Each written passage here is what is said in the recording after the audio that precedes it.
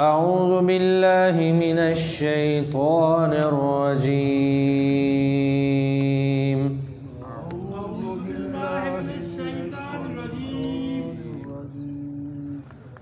بسم الله الرحمن الرحيم.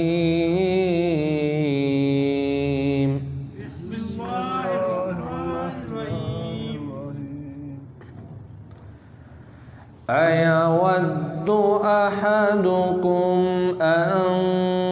تكون له جنة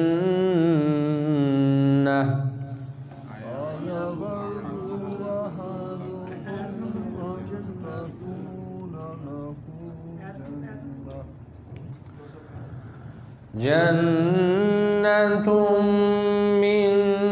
نخيل وأعناب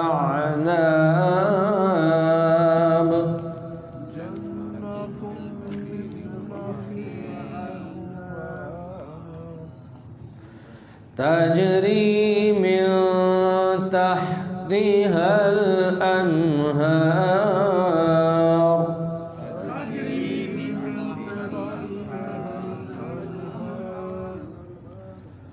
له فيها من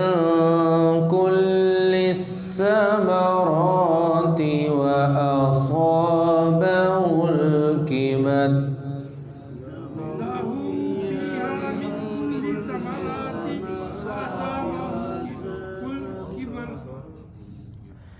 وله ذرية ضعفاء فأصابها إعصار فيه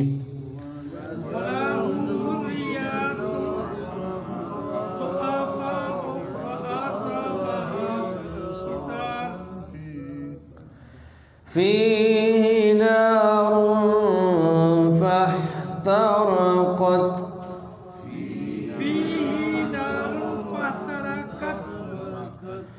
كذلك يبين الله لكم الآيات لعلكم تتفكرون. كذلك يبين الله لكم الآيات لعلكم تتفكرون. يا أيها الذين آمنوا أنفقوا من طيبات ما كسبتم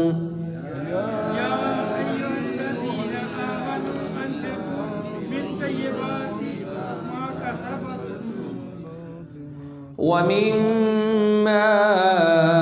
أخرجنا لكم من الأرض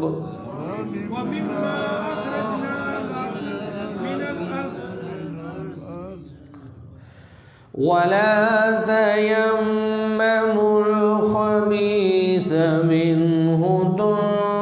تنفقون ولستم بآخذيه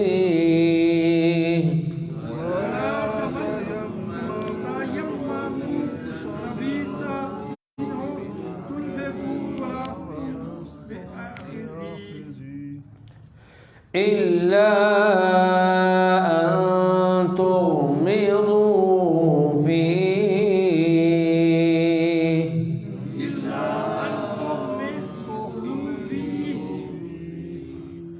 واعلموا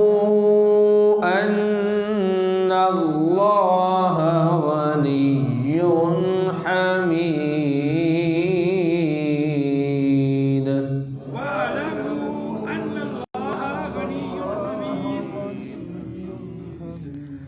صدق الله العظيم.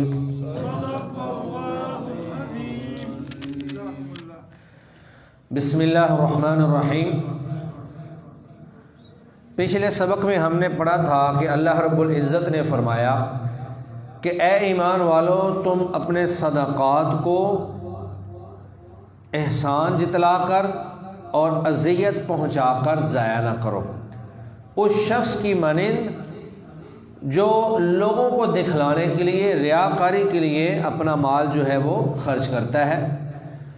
تو اللہ تعالیٰ نے اس کی مثال یہ بیان کی تھی کہ وہ اس کی مثال اس کے صدقے کی ایسے ہی ہے کہ جیسے ایک چٹان کے اوپر بارش پڑے، اور جب بارش ہو تو جو بھی اس کے اوپر گرد و غبار ہو اس کو بھی صاف کر دے، اور وہاں پر کوئی انگوری نہ اگے، کوئی اناج نہ اگے۔ گویا کہ اس کا جو صدقہ ہے وہ اس کے لیے کوئی فائدہ مند نہیں ہے۔ جو آدمی ریاکاری کرتے ہوئے شہرت کے لیے، دنیا کو دکھلانے کے لیے، دکھلاوے کے لیے جو صدقہ کرتا ہے، اللہ تعالیٰ کے نزدیک اس کی کوئی قدر و قیمت نہیں ہے۔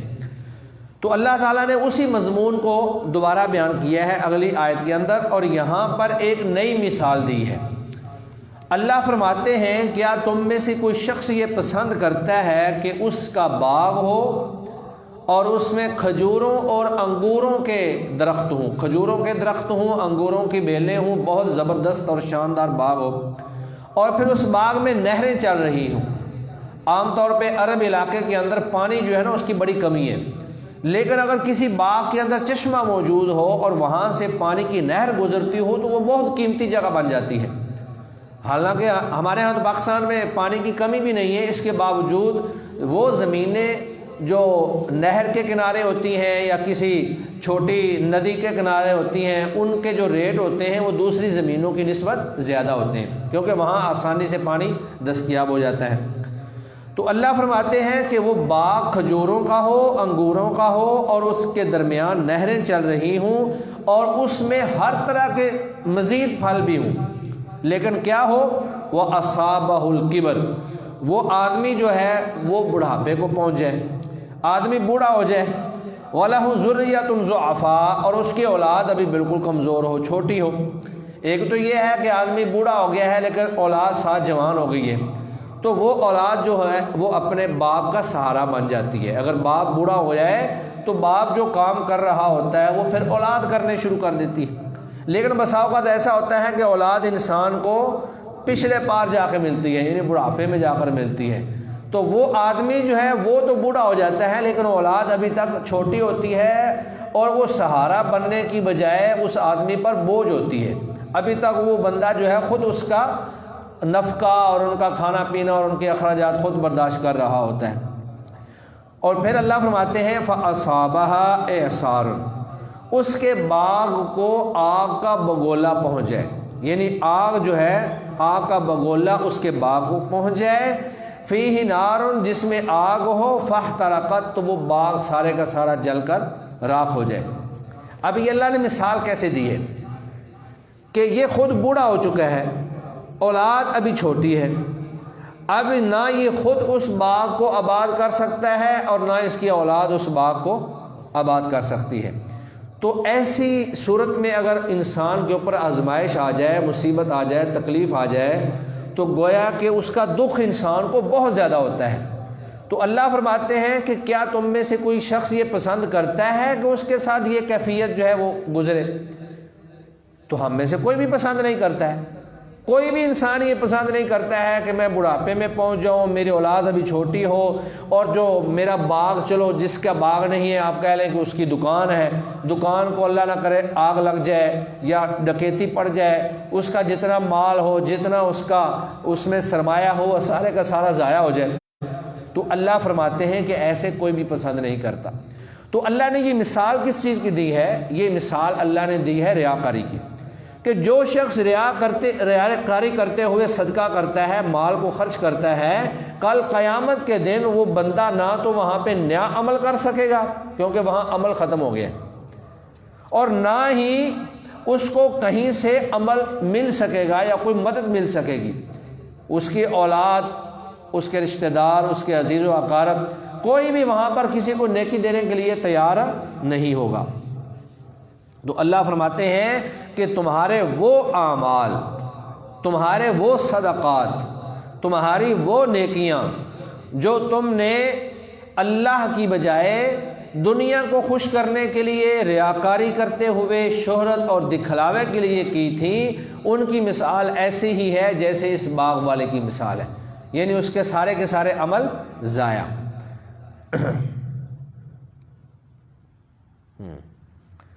اور اس کے بعد پھر اللہ رب العزت نے اگلی آیت کے اندر جو لوگ اللہ کی راہ میں خرچ کرتے ہیں ان کی 3 شرطیں تو پیچھے گزر چکی ہیں۔ ایک شرط یہ تھی کہ خرچ کرنے کے بعد احسان نہ جتلائے، دوسری شرط یہ تھی کہ خرچ کرنے کے بعد وہ اس کو اذیت نہ پہنچائے۔ احسان اور اذیت 2 الگ الگ چیزیں بیان ہوئی تھی، اور تیسری چیز یہ بیان ہوئی تھی کہ وہ ریاکاری کے لیے خرچ نہ کرے۔ اب ایک چوتھی چیز اللہ یہاں پر بیان کر رہے ہیں کہ جو آپ اللہ کی راہ میں خرچ کر رہے ہیں وہ رزق حلال ہونا چاہیے، وہ پاکیزہ رزق ہونا چاہیے۔ جو آپ کا حرام کا رزق ہے، حرام کا مال ہے، چوری کا ہے، ڈکیتی کا ہے، خیانت کا ہے، رشوت کا ہے، سود کا ہے، وہ آپ جتنا بھی اللہ کی راہ میں خرچ کر لیں اللہ کے نزدیک اس کی کوئی قدر و قیمت نہیں ہے۔ اور پھر یہی نہیں ہے کہ قدر و قیمت نہیں ہے، بلکہ جو حرام کا مال آپ نے کھایا ہے اس کی وجہ سے آپ کی دعائیں بھی قبول نہیں ہوتی ہیں۔ جس طرح کہ وہ ایک حدیث میں ہے کہ ایک شخص جو ہے وہ حرام کا مال خرچ کر کے حج پہ چلا جاتا ہے، اب وہاں پہ جا کر میدان عرفہ میں اللہ سے دعائیں کرتا ہے کہ یا اللہ میری فلاں دعا قبول کر لے، یا اللہ میری فلاں دعا قبول کر لے۔ اللہ کا وعدہ ہے کہ جو بندہ یہاں پہ آ کر جو دعا کرے گا میں اس کی دعا کو قبول کروں گا، لیکن اللہ فرماتے ہیں کہ اس کا کھانا حرام کا، اس کا لباس حرام کا، اس کا مشروب پینا حرام کا، اور اس کی غذا حرام کی، اب میں اس کی کیسے دعا قبول کروں؟ تو گویا کہ حرام کھانے والے شخص کی اللہ دعا قبول نہیں کرتے ہیں، اور حرام کمانے والے شخص اور حرام مال کا صدقہ بھی اللہ قبول نہیں کرتے۔ حدیث شریف کے اندر موجود ہے، نبی مکرم صلی اللہ علیہ وسلم نے فرمایا ان اللہ طیب لا يقبل الا طیبا، اللہ خود بھی پاک ہے اور اللہ پاک ہی صدقہ قبول کرتا ہے۔ اور ایک حدیث میں ہے کہ لا يقبل اللہ صلاۃ بغیر طہور ولا صدقۃ من غلول، اللہ بغیر وضو کے نماز قبول نہیں کرتا، اور خیانت کا صدقہ اور خیانت کا مال اللہ قبول نہیں کرتا ہے۔ اور پھر اللہ تعالیٰ نے ایک اور چیز بھی فرمائی کہ جو آپ نے جو 5ویں چیز آپ گن لیں، ایک تو یہ ہے کہ پاک خرچ کرنا ہے، اور 5ویں چیز یہ ہے کہ آپ نے اعلیٰ ترین چیز خرچ کرنی ہے۔ یہ نہیں ہے کہ جو گھر میں ردی چیز پڑی ہوئی ہے وہ آپ خرچ کر دیں۔ بعض لوگ جو ہیں وہ اصحاب صفہ کے لیے ردی کھجوریں جو بازار میں نہیں بک سکتی تھیں، بالکل ردی قسم کا مال ہوتا تھا، وہ لا کے وہاں پہ ان کو دے دیتے یا مسجد کے دروازے پہ لٹکا دیتے، اور تاکہ یہ لوگ یہاں سے کھا لیں۔ تو قرآن مجید میں 4 پارے کی پہلی آیت میں اللہ فرماتے ہیں لن تنالوا البر حتى تنفقوا مما تحبون، کہ اللہ تمہاری نیکی کو اس وقت تک قبول نہیں کریں گے جب تک تم وہ خرچ نہ کرو جس کو تم خود پسند کرتے ہو۔ یہ گھر کی اعلیٰ اور معیاری چیز کو اللہ کی راہ میں خرچ کرنا چاہیے، کیونکہ اللہ تعالیٰ کوئی فقیر تو نہیں ہے۔ اللہ رب العزت جس طرح تمہیں اعلیٰ سے اعلیٰ رزق دے رہا ہے، تمہیں بھی چاہیے کہ تم بھی اعلیٰ سے اعلیٰ چیز جو ہے وہ اللہ کی راہ میں خرچ کرو۔ ردی قسم کا مال جو ہے وہ خرچ نہیں کرنا چاہیے۔ ہماری طبیعت ایسی ہے کہ جو نوٹ نہ چل رہا ہو، پھٹا ہوا ہو، وہ ہم نے مسجد کے گلے میں ڈالنا ہے۔ حالانکہ اگر ان آیتوں کو سامنے رکھا جائے تو ہمیں دیکھنا چاہیے کہ جو نوٹ سب سے کڑکنا ہے، سب سے اچھا ہے، وہ میں مسجد کے گلے میں ڈالوں۔ حالانکہ قیمت دونوں نوٹوں کی ایک ہے، لیکن اللہ نے تو ہمارے دل کو دیکھنا ہے نا کہ کس جذبے کے ساتھ، کس ولولے کے ساتھ اور کس خلوص نیت کے ساتھ آپ خرچ کر رہے ہیں۔ آگے اللہ نے یہی فرمایا ہے کہ وَلَا تَيَمَّمُوا، اور نہ تم ارادہ کرو الْخَبِيثَ مِنْهُ، خراب اور ردی چیز کو اللہ کے راہ میں خرچ کرنے کی، وَلَسْتُمْ بِآخِذِيهِ، اور تم خود اس کو لینے والے نہیں ہو۔ اگر کوئی تمہیں وہ ردی چیز دے تو تمہارا دل نہیں کرے گا کہ ہم یہ ردی چیز لے لیں، تو کیا وہ ردی چیزیں اللہ کے لیے رہ گئی ہیں؟ یہ حضرت ابو طلحہ انصاری رضی اللہ تعالی عنہ جب انہوں نے یہ آیات سنی تو اللہ کے نبی کے پاس آئے اور کہا کہ یا رسول اللہ، میرا ایک باغ ہے اور وہ مسجد نبوی سے نکلتے ہوئے سامنے سامنے ہی تھا، اور وہ مدینے کا سب سے بہترین اور اچھا باغ تھا۔ کہا یا رسول اللہ یہ میں اللہ کی راہ میں صدقہ کر دیتا ہوں۔ یعنی جو ان کا سب سے اعلیٰ معیاری مثالی بہترین اور زبردست مال تھا وہ انہوں نے اللہ کی راہ میں صدقہ کر دیا۔ تو صحابہ کرام یہی کوشش کیا کرتے تھے کہ وہ اعلیٰ چیز کو، معیاری چیز کو، اچھی چیز کو اللہ کی راہ میں صدقہ کریں، ردی چیزوں کو اللہ کی راہ میں نہ دیں، کیونکہ وہ سارا کچھ تو آپ کو اللہ نے دیا ہوا ہے، تو جس اللہ نے آپ کو دیا ہے آپ بھی اللہ کی راہ میں وہی معیاری چیز دیں۔ تو اللہ فرماتے ہیں وَلَسْتُمْ بِآخِذِيهِ، تم اس کو لینے والے نہیں ہو، إِلَّا أَن تُغْمِضُوا فِيهِ، یہ کہ تم اس میں چشم پوشی کرو، یعنی کوئی آپ کو دے رہا ہے تو آپ کہتے ہو چلو یار رکھ لو، یعنی کہ اس کا دل رکھنے کے لیے آپ چیز پکڑ لیتے ہو لیکن تمہارا دل اس پہ مطمئن نہیں ہوتا، بعد میں بے شک اٹھا کے اس کو پھینک ہی دیتے ہو۔ تو یہ چیز جو ہے اللہ اس چیز کو پسند نہیں کرتے۔ جی ترجمہ دیکھیے، بسم اللہ الرحمن الرحیم، ایودو کیا پسند کرتا ہے، احدکم تم میں سے کوئی ایک، ان تکونا یہ کہ ہو، لہو اس کے پاس، جنت باغ، من نخیل کھجوروں کا، و اعناب اور انگوروں کا۔ تو کھجور اور انگور جو ہے یہ پھلوں کے سردار پھل ہیں، معیاری ترین پھل ہیں، خاص طور پہ عرب علاقے کے اندر تو یہ بہت ہی اعلیٰ ترین پھل شمار ہوتے تھے۔ تجری چلتی ہوں من تحتہا اس کے درمیان، الانہار نہریں، لہو فیہا اس بندے کے لیے اس باغ میں، من کل الثمرات ہر قسم کے پھل ہوں،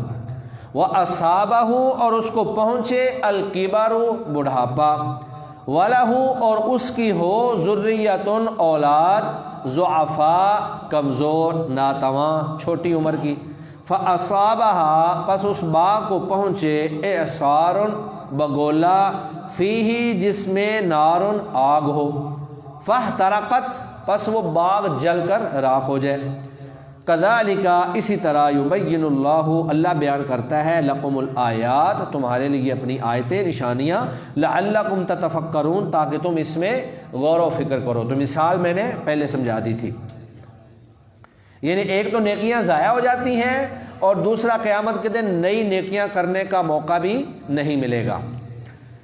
پھر آگے اللہ فرماتے ہیں، یا ایھا الذین آمنوا اے ایمان والو، انفقوا خرچ کرو، من طیبات اچھی چیزوں سے، پاکیزہ چیزوں سے، ما کسبتم جو تم نے کمائی ہیں، جو تم کماتے ہو،